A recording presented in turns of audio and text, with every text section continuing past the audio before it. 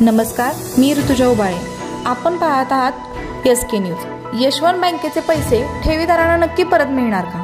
राजकारणाच्या भांडणात एकमेकांवर कुरघोडी करण्याच्या प्रयत्नात यशवंत बँकेतील सामान्य ठेवीदारांचे पैसे ठेवीदारांना परत मिळणार का? वास्तविक फलटण शहरात स्थापन झालेली यशवंत बँक नंतर शेखर चरेगावकर यांच्या ताब्यात आली आणि बँकेचा व्यवहार कराड शहरातून होऊ लागला. मंत्री चंद्रकांत पाटील आणि शेखर चरेगावकर यांचे घनिष्ठ संबंध असल्याने चंद्रकांत पाटील सहकार मंत्री असताना सहकार परिषदेचे अध्यक्ष शेखर चरेगावकर यांना मिळाले.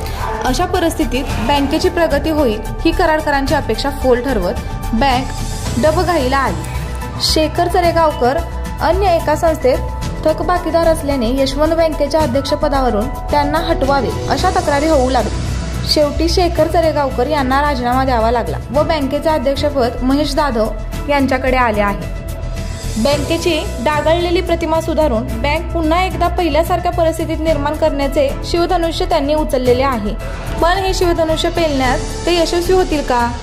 बँकेच्या ठेवीदारांच्या मनात आशेचा नवीन किरण दिसू लागला आहे. राज्यसभेच्या खासदार मेघाताई कुलकर्णी यांनी या बँकेच्या प्रकरणात अगदी मनापासून लक्ष घातले आहे. यासाठी अगदी त्यांनी ठेवीदारांना अमित शहा यांच्या पुढे उपस्थित केलेले आहे. गेल्या विधानसभेच्या निवडणुकीत मेघाताई कुलकर्णी यांच्या हक्काच्या मतदारसंघात मंत्री चंद्रकांत पाटील यांना तिकीट दिले गेले.